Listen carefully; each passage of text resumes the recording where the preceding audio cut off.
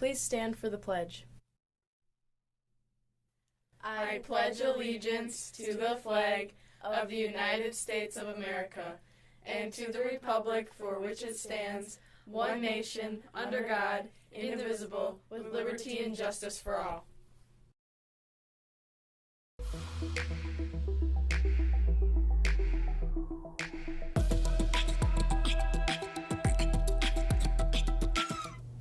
Good morning. It's Friday, March 19th.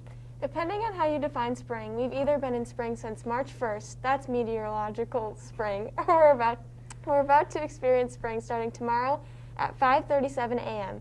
Either way, you still have one more week to wait before spring break.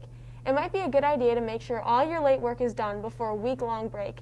Who wants to work over a vacation? Do you still have supplies from any class checked out to you? If you do, please return all supplies checked out to you from Try 2 today. Here's the last Sleep Awareness Week tip. It's during sleep that your muscles recover and repair themselves, so make sure you get enough sleep.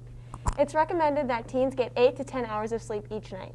FFA members, there's a Farm to Early Care and Education Committee meeting after school today in the Ag Room. Help brainstorm ideas for Food for America for preschoolers.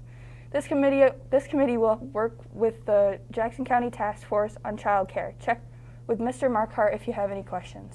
It's time to start that packing list. You're invited to join Miss Halverson in Italy and Greece in summer 2022. Get ready to taste gelato, explore the Colosseum, and Italian cooking classes. Your Instagrams and Snapchats won't even be able to handle it. Remind your family to register for my virtual information session on March 22nd at 6 o'clock p.m. to learn more.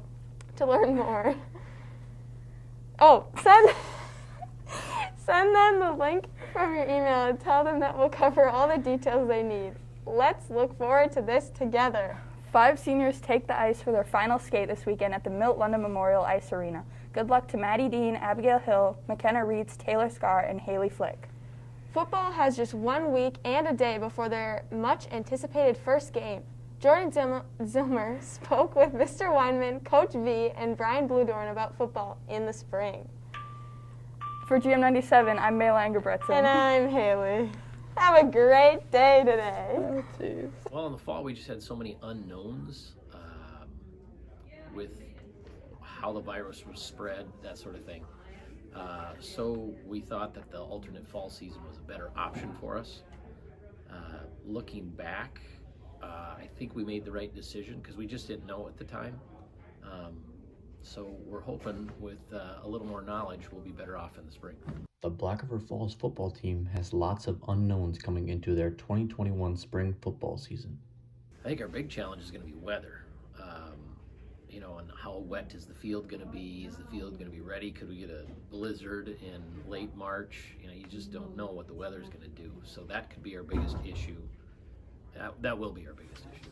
We have a lot to get through in the air raid offense, and we really work sort of kind of the same skills every day, but maybe different plays and stuff like that. So we're going to look to try to keep things as similar as we possibly can. Like obviously with the COVID concerns, be a little different. When we're inside, we'll be fully masked and those sorts of things. But at the end of the day, we're excited to be going out there. We're going to be excited to get out on the field. We got 3 weeks of practice before we take on Kewanee, and we're going to make use of every single one of those. So Some players on the Black River Falls football team are disappointed they weren't able to play in the fall, but senior Brian Bludorn is just thankful to have a season at all.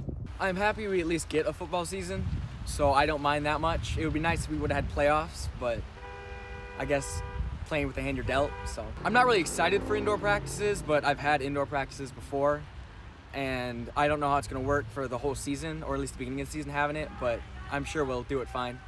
Bludorn thinks it should be easy adapting to indoor practices for the season, and Coach Jeremiah Vongen thinks otherwise. if there's anything, I think the people who have trouble adapting are more the adults.